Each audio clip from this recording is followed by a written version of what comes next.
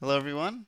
My name is Victor Fagans, and today we're going to be talking about the homework about interpreting and creating plots. So, in the lecture for last week's class, this we focused on mostly interpreting plots, since I figured the creating plot process is very much a lot of like experience and like trial and error, right? You kind of understand the kind of functions, the base functions, like the underlying functions that you use, and then beyond that is all the extra stuff, all the little tweaks that you can do to a graph. How do I change the title? How do I change the x-axis? How do I change the y-axis? Right? So all these tweaks you can do to a graph, and I thought it would be much more important in class to cover the interpreting part. So in the homework assignments, so let me show that.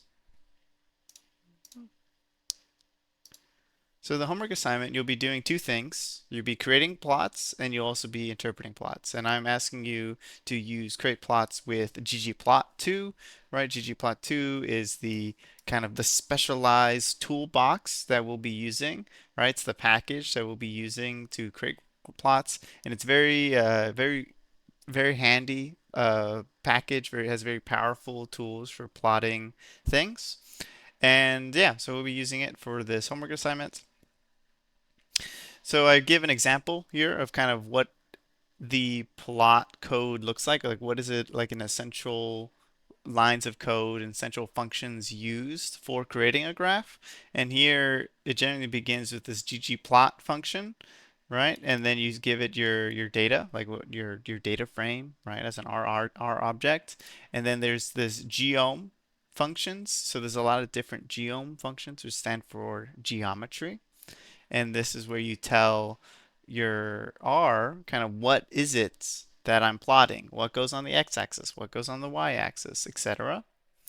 And then there's this labs function, which stands for labels, and that's where you can add extra bells and whistles of terms like tweaking the title, tweaking the x-axis title, y-axis title, right? So I give you this chunk of code here to kind of give you some intuition about how ggplot works and like what are some of the functions that you want to look into. And then I ask you to create three types of plots. So I have a box plot, or four types, sorry. A box plot, scatter plot, histogram, and bar chart. Okay, and then I give some instructions for what are the criteria, what are the properties of the plot that I want to see, and that I will, when I look at your plot in your homework, I'll seeing how well it matches the assignment and like, okay, did you follow the directions? And that's where I will be assessing the kind of your plot's qualities. Okay, so make sure to run your code to see if the plot, looks like what it does. Okay. And the second part of the homework is about interpreting plots. So this is what we focused on in class.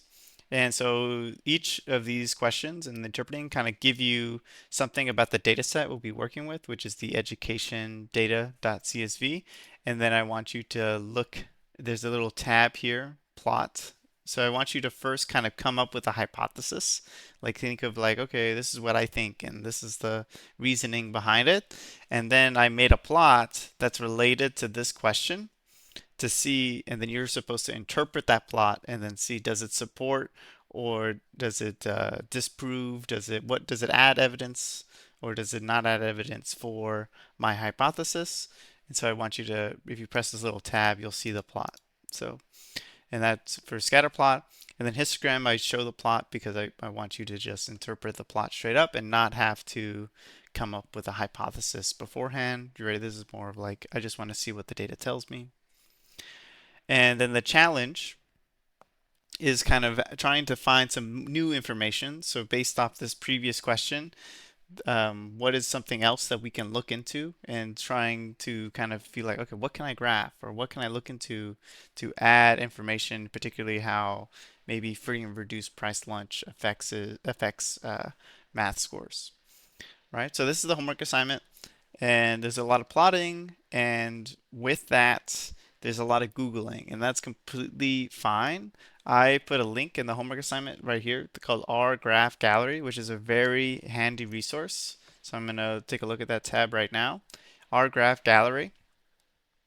So you can see here they give you a lot of different types of plots. And so when you click on it, say if I click this histogram, it's going to tell me a lot about the histogram in ggplot2. And if I look at their, it tells me, okay, geom histogram is the function that makes it. And then if I click on it, most basic histogram with ggplot2, it tells me here like the basic functions that allow me to create a histogram, and they kind of break it down for me. And so with using ggplot2, there's a lot of Googling, like use those online resources, right? That's like a lot of this process. Even I, who I've been using ggplot for years, I'm always going to the internet to look for how do I change the color of the background on my plot again? How do I change the font size on my title, right? These are things that I don't have memorized, right? But I constantly have to look up.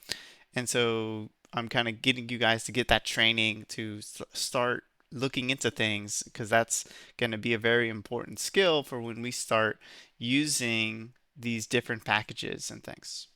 Okay, so that's the homework assignment.